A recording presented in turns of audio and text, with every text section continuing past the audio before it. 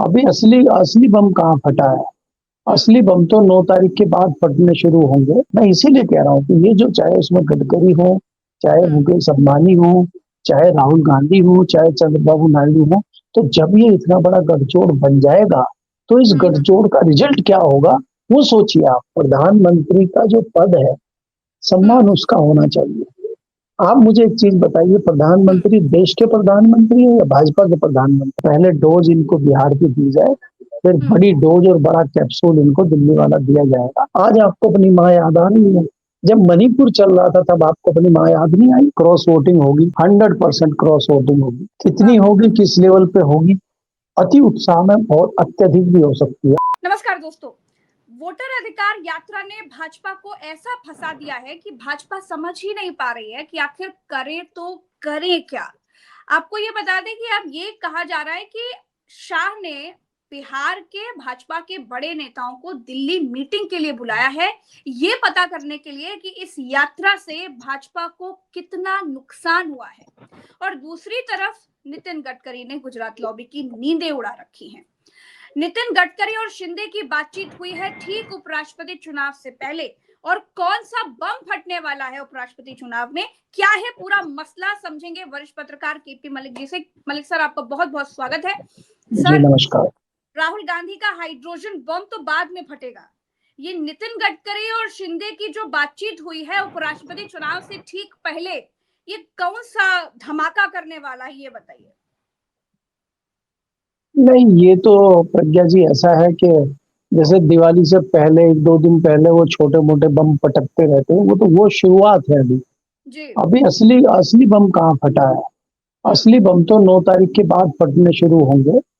जी। और आप ये देखिए कि जिस प्रकार से विपक्ष तो विपक्ष है, राहुल हम्म। गांधी तो विपक्ष में है, लेकिन गडकरी तो भाई आपकी कैबिनेट में है, आपकी पार्टी में है, हम्म। आपके सहयोगी हैं, वो भी बम पटका रहे हैं।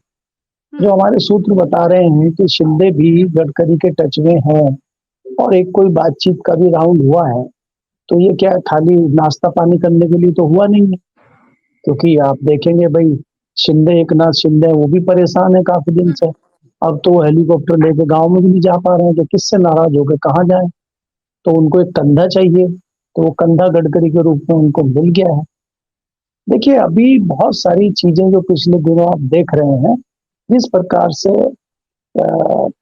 बीजेपी में चल रहा है, प्रधानमंत्री जी और गुजरात लॉबी जिस प्रकार जी। से कोने में है। देखिए, प्रधानमंत्री हर मोर्चे पर पिट रहे हैं। आपने देखा कि प्रधानमंत्री जी चाइना की दीवार की मरम्मत करने गए और वहाँ वो इंजीनियर आए नहीं, फिर वो मिस्त्री जी उनके साथ थे, दूसरे उनके सलाहकार उनके साथ थे। हम्म। तो असली जो इंजीनियर थे, जो इतने दिनों से खाका खींच रहे थे चाइना के लिए, वो अचानक कहाँ गायब हो गए? ये सवाल भी तो आप देखिए ना, ये सवाल मीडिया में नहीं आ रहा, गोदी मीडिया ये चीज़ नहीं बताएगा आपको। कहाँ है एस जयशंकर? क्या कर रहे हैं? उनका बेटा कहाँ है?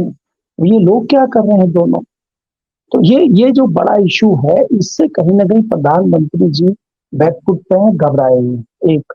दूसरी चीज़ जो पार्टी के चाणक्य हैं, उनकी चाणक्यगिरी 2024 में कई बार धराशायी हुई है। हम्म। सबसे पहले तो आप 24 ले लीजिए कि उत्तर प्रदेश में और राजस्थान में जिस प्रकार से उनकी चाणक्यगिरी जो है बहुत काम नहीं कर पाई, और उत्तर जी। प्रदेश में तो कमाल ही कर दिया। और उसके बाद एक छोटा-सा इलेक्शन कॉन्स्टिट्यूशन क्लब का हुआ, वहाँ भी चाणक्यगिरी नहीं चल पाई। हम्म। तो क्या बिहार में चाणक्यगिरी चल पाएगी? उसका आकलन करने के लिए, जैसा कि आपने अपने शुरुआती संबोधन में कहा, कि अमित शाह ने तलब किया है भाजपा के लोगों को दिल्ली में, क्योंकि इनको समझ में आ गया है कि हम्म। बिहार में आपके पैर उखड़ने वाले। हम्म। आप ये देखिए जिस प्रकार से लालू परिवार को सिंपैथी मिल रही है, जिस प्रकार से राहुल गांधी ने तमाम मोर्चे खोले हुए हैं, हम्म। जो उत्तर प्रदेश से जुड़ा हुआ एरिया है उस पर अखिलेश यादव जो है मोर्चा खोले हुए हैं, जो वेस्ट बंगाल से मिलता हुआ एरिया वहाँ ममता बनर्जी आ गई है। तो हम्म। एक तरह से विपक्ष ने इन लोगों को घेर लिया है। और बचा कुचा जो मामला था वो स्टालिन और वो उनकी बहन कनिमोई आ गई, उन्होंने माहौल बना दिया। अब तीसरा जो मोर्चा है, तीसरा मोर्चा चल रहा है चंद्रबाबू नायडू का। वो चंद्रबाबू नायडू के खास दोस्त, खास पुराने मित्र, वो वाइस प्रेसिडेंट का चुनाव लड़ रहे हैं। वो उनके लिए कैंपेनिंग कर रहे हैं छुपे हुए में। तो अभी इनको समझ नहीं आ रहा है किए क्या। अब आप ये देखिए, जब चाणक्य जी फेल हो जाते हैं तभी तो बड़े जो साहेब हैं अपने हाथ में कमान लेते हैं। तो साहेब ने अपने हाथ में कमान ली और लोगों को कहा कि भैया डिनर पे आइए शाम को। अब इनको अचानक कैसे डिनर की याद आ गई? आठ बिल्कुल। तारीख की रात को ही, 8 तारीख की रात को आप डिनर दे रहे हैं, सुबह को वोट डालने जाना है। तो ये कौन सी डिप्लोमेसी, डिनर डिप्लोमेसी चल रही है? तो क्या उनको सांसदों को बुला के उनकी आरती उतारी जाएगी, या उनको कुछ फाइल थमाई जाएगी, या उनको कुछ धमकाया जाएगा, या उनको पुचकारा जाएगा? क्या होगा? किस लिए तो क्या बुलाया लग रहा है, डिनर पे? बात करने से बात बन जाएगी या धमकाया जाएगा या डराया जाएगा? क्या होगा? आपको क्या लगता है, माहौल क्या है? नहीं नहीं प्रज्ञा, आप ये देखिए, आपको ये देखना होगा, जैसा कि मैंने कहा डिप्लोमेसी की धराशायी हो रही है। अब बात ये है कि गंगा में पानी बहुत बह गया है और दिल्ली में तो यमुना है। अब यमुना में पानी बह चुका है, पुराना नया पानी आ रहा है, बाढ़ आई हुई है। बाढ़ आई। तो ये, तो इसको आप उस रूप में ले सकते हैं कि ये विपक्ष की बाढ़ है। और इस बाढ़ में ये छटपटा के रह जा रहे हैं, कुछ नहीं कर पा रहे हैं। इनके सारे मोर्चे फेल हो गए हैं। आप ये देखिए, मैं आपको ताजा खबर बता रहा हूँ, सोर्स वोर्स तो मैं कुछ नहीं बताऊंगा आपको। जो मैं आपको 3 दर्जन 4 दर्जन की बात करता था, वो आंकड़ा 100 पहुंच गया है। और आप ये अच्छा। और उसमें जो है इन्वॉल्व हो गए हैं आपके जो व्यापारी जी हैं, मुकेश अंबानी, वो भी आ गए हैं उसी मोर्चे में। अब आप सोचिए कि ये गठजोड़ कितना बढ़ रहा है। राहुल गांधी का गठजोड़, विपक्षियों का गठजोड़, भारतीय जनता पार्टी के विरोधियों का गठजोड़, और भाई देश के पहले नंबर के व्यापारी का गठजोड़। अब चाहे जितना भी आप अडानी को कहिए, लेकिन उसमें से आप अंबानी को नहीं निकाल सकते।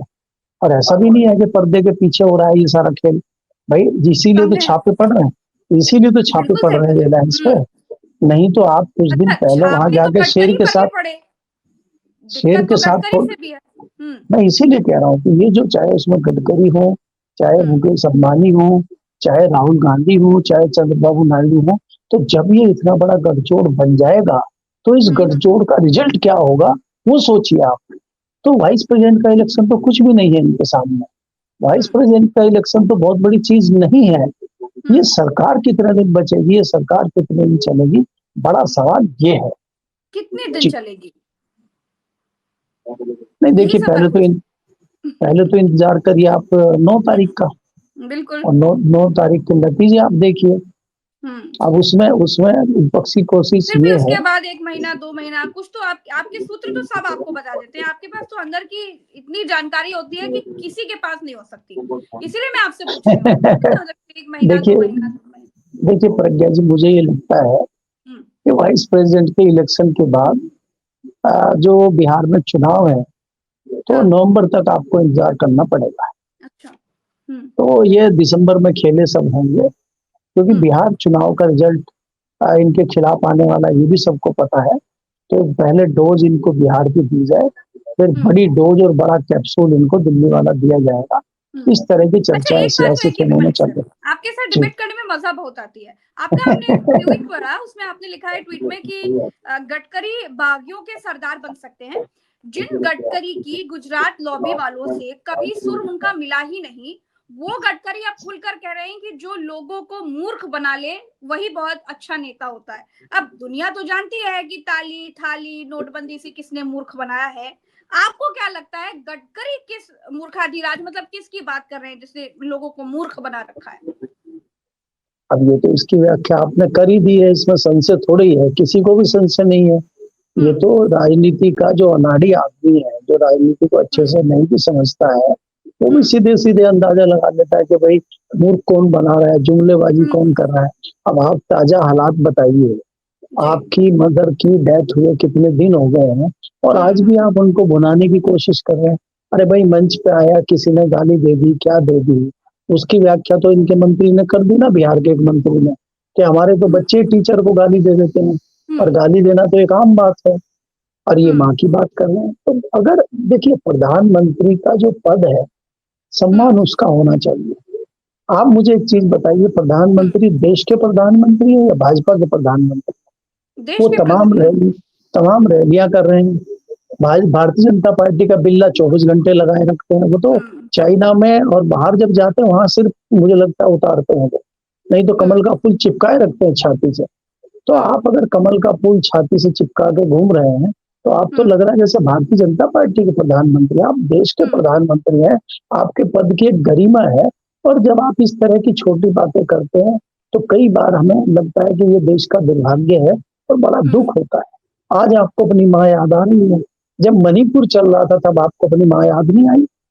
वो भी तो किसी की माँ होगी, वो भी किसी की बहन होगी, किसी की बेटी होगी।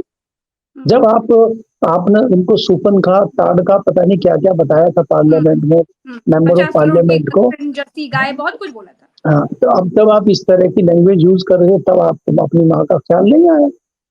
तो ये सब देखिए, ये ऐसे व्यक्ति हैं जो अच्छा, आज एक भी बात और बड़ी राजनीतिक अटपटी तरीके है से, गीता मलिक सर कि 6 दिन के बाद याद आ रहा है। मतलब किसी की भी माँ को गाली देना या फिर किसी को भी गाली देना बहुत ही गलत है, निंदनीय है, सजा होनी चाहिए। लेकिन मुझे ये समझना है आपसे कि 6 दिन हो गए, 6 दिन के पहले वो यात्रा हुई थी, वो रोड शो हुआ था जिसमें ना राहुल गांधी मौजूद थे, ना तेजस्वी यादव थे जब ये गाली वाला कांड हुआ। और उसके 6 दिन के पहले नरेंद्र मोदी जी तब चीन में थे, उनका प्रोग्राम चल रहा था। 6 दिन के बाद मतलब भाजपा वालों को याद आया कि गाली दे गई है। ये क्या मामला है? देर है देखिए सवेर है प्रज्ञा, वाला मामला है क्या?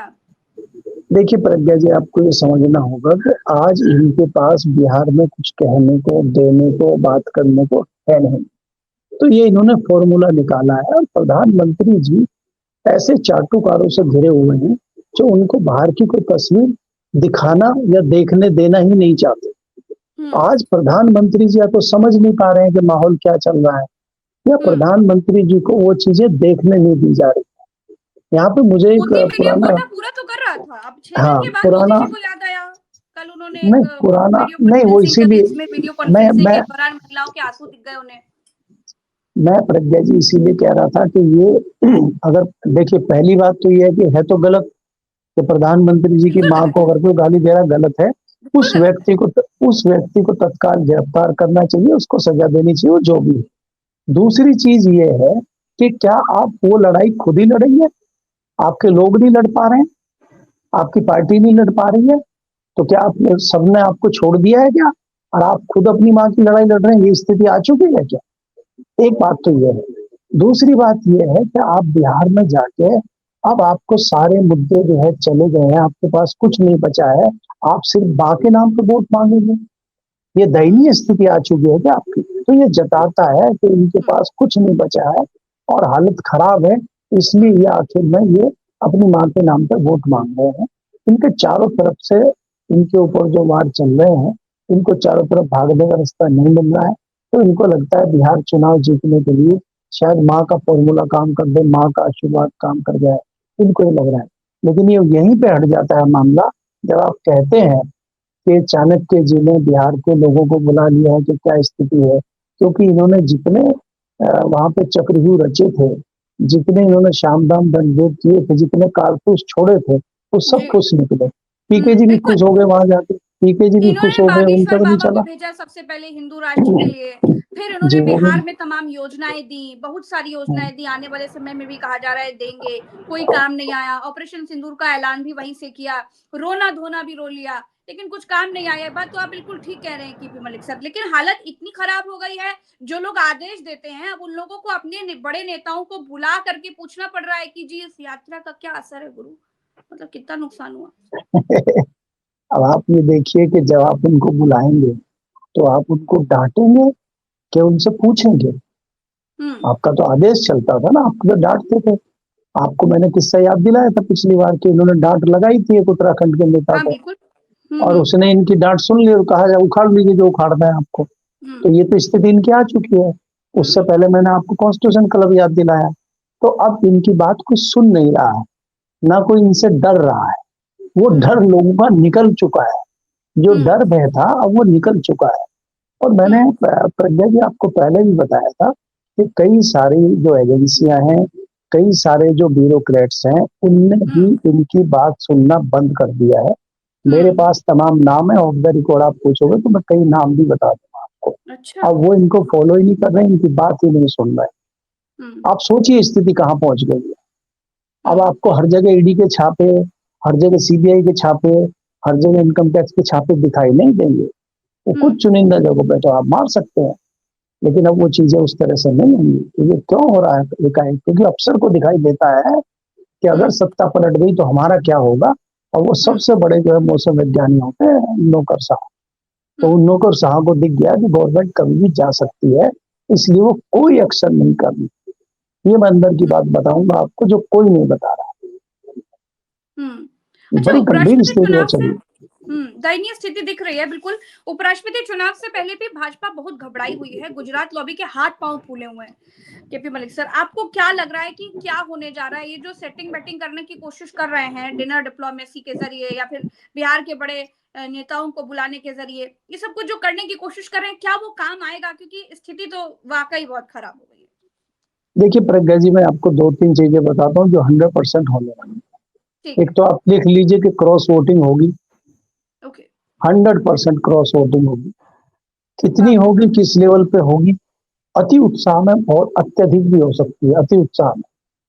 और अगर अत्यधिक नहीं होती है और किसी तरह से एनडीए का कैंडिडेट जीत भी जाता है एक तो मिनट सर, बहुत कम मतलब वोटों जो से। लोग पर्ची देकर मुख्यमंत्री बना देते हैं या फिर पर्ची पकड़ाकर मुख्यमंत्री बना देते हैं और बड़े वाले नेता सब देखते रह जाते हैं, मुंह ताकते रह जाते हैं, अब डर खत्म हो गया है, मामला बिल्कुल फिनिश हो गया है क्या? एकदम मतलब खत्म खत्म खत्म, उनकी विरोध लॉबी का बन स्वर गई। इतना बड़ा हो गया है कि होड़ पर्ची मच पर, जाएगी। बाप रे। पर्ची विरोधी जो लोग थे उनका एक गुट बन चुका है।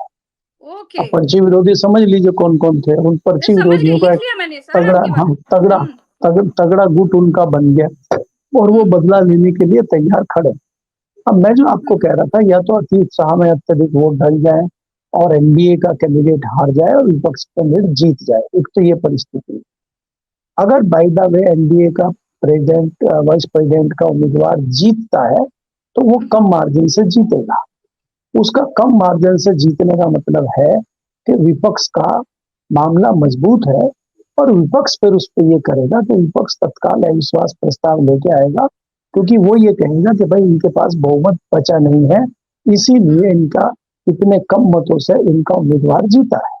तो विपक्ष की कोशिश ये भी है कि या तो हम हराएं, और बाय द वे अगर हम नहीं हरा पाते हैं तो कम से कम मार्जिन को बहुत अधिक कर दें ताकि इनके ऊपर और प्रेशर पड़े। और उसके बाद देखिए मैं इतना कॉन्फिडेंट क्यों हूँ कि देखिए चंद्रबाबू नायडू और सुदर्शन रेड्डी जी की जो तिगड़ी है, और इसमें तिगड़ी में आप शामिल करिए तेलंगाना के सीएम को भी, ये जो तिगड़ी काम कर रही है मजबूती के साथ, ये तिगड़ी मुझे फेल होती हुई नजर नहीं आ रही। और आप भारतीय जनता पार्टी को जितना भी कहिए, भारतीय जनता पार्टी में जो क्रॉस वोट करने के लिए आतुर हैं लोग, वो भी जाएंगे। तो अगर मैं दो ही एंगल पे बात करूं, बाकी सारे एंगल छोड़ दूं, तब भी मुझे इनका जो उम्मीदवार है वो हारता हुआ नजर आता है। अगर अगर आप सोचे चंद्रबाबू नायडू की ताकत भी जाए चली जाए, जो अंदर लोग बैठे हैं विरोधी लोग पार्टी के अंदर, उनकी भी ताकत जाए चला जाए, तो फिर तो कोई आकाशवाणी या कोई ईश्वरी मोदी जी को आशीर्वाद दे सकता है, क्योंकि मोदी जी को तो पिछले 10 साल में खूब ऊपर वाले ने आशीर्वाद दिया।